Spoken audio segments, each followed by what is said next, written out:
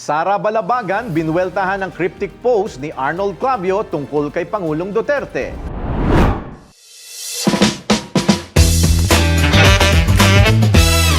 Para sa aking balitang showbiz, lumabas ang pagka-Duterte fan ni Sara Balabagan matapos na resbakan nito ang ama ng kanyang panganay na si Arnold Clavio dahil sa cryptic post nito sa kanyang Instagram account. Sa kanyang IG account, ipinost ni Arnold ang mga katagang para saan ang prayer rally kung hindi naman naniniwala sa Diyos ang ipinagdarasalan nyo.